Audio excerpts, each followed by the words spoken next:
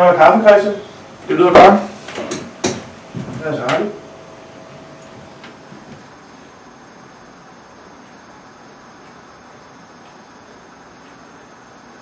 Vores research med henblik på det paranormale og Paranormal Institut er en meget vigtig del af vores arbejde, når vi arbejder med et program som det her. Det gør simpelthen, at vi til slut kan få et så godt produkt som overhovedet muligt. Vi har kommunikeret en del med Shane Eno, som er leder af Paranormal Institut. Med hensyn til Paranormal Institut, så er det her projekt også krævet, at vi ligesom kommer rundt i alle ender og kanter. Der er ikke noget, som har måttet være uberørt. Der er ikke noget, vi har måttet udelukke på nogen måde. Alt, hvad det paranormale angår, har vi skulle tage højde for. Hvis ikke på den ene måde, så på den anden. For at få et så godt projekt som overhovedet muligt. Internettet har også rent researchmæssigt været et meget, meget vigtigt værktøj for os. Vi har kunne finde de artikler, vi har skulle bruge. Vi har kunne finde relevante informationer omkring instituttet, omkring det paranormale. Og ja, vi har sådan set kunne finde alt, hvad vi har haft brug for til den her produktion. Når man researcher, så er det meget vigtigt, at når man sidder med det resultat, man er kommet frem til, at man så arbejder seriøst ud for de ting, man er kommet frem til. Man kan være med Rosenholm Slot. Jo, kunne selvfølgelig også være en. Jeg kan godt huske Shane, han snakkede lidt om det på et tidspunkt. Nej, det er ikke der, hvor de siger den der dukke, hvis man fjerner den? Jo, det er der. Er det der? Jo. Når vi foretager vores research, er vi altid meget grundige. Vi bruger gerne et halvt år eller mere, hvis det kan gøre, at produktet bliver bedre.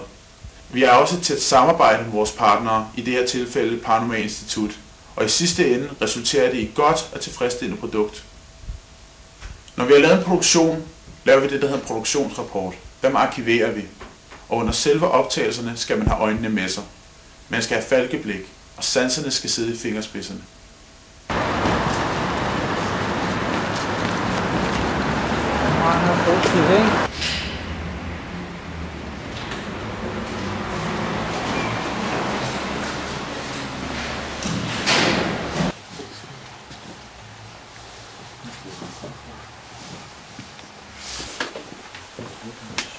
Når vi laver vores research, gør vi det for at kunne dokumentere, hvad vi har lavet førhen, og for at gemme det til senere formål.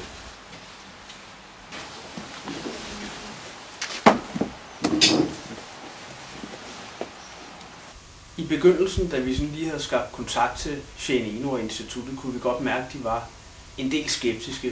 Hvad var vi for nogen? Hvad var det for et produkt, vi ønskede at lave og sådan nogle ting? Og et eller andet sted, så er det jo forståeligt nok, fordi de har altså været udsat for mange medier, både fra tv og diverse blade, som har gjort grin med det, de egentlig render og laver, og ikke har taget det seriøst. Siden vi fik dem overbevist om, at vi rent faktisk ønskede at levere et seriøst produkt omkring dem, har vi haft kanon samarbejde med dem. Vi har også fået en masse historier fra dem, alt fra diverse sagn, legender og sådan nogle ting og sager, fordi de her mennesker, de har virkelig sat sig ind i tingene. Vi har også fået et meget stort indblik i, hvordan de arbejder, hvad er det for nogle tekniske instrumenter, de bruger, hvad basisviden har de selv, og mange af dem, de har jo rent faktisk haft personlige oplevelser omkring spøgelser og diverse paranormale fænomener. Vi har rent faktisk lært en del omkring Paranormal Institut via vores research. Vi har lært, hvordan de arbejder, når de er på basen, og vi har lært, hvordan de arbejder, når de er ude i marken. Dette projekt har været spændende for mig, fordi jeg kunne få en af de opgaver, jeg holder allermest af. Jeg elsker nemlig at researche. Jeg har lavet forskellige research omkring projektet. I det her tilfælde omkring Gurre Slot. Der er fundet oversigtsplaner og 3D-genskabelser af slottet, og derudover en oversigt over, hvad der har været af begravelser. At lave tv er krævende, og det tager tid. Det er hårdt arbejde, og der er mange udfordringer på vejen. Men det lønner sig i sidste ende med venskaber og et godt produkt på bordet.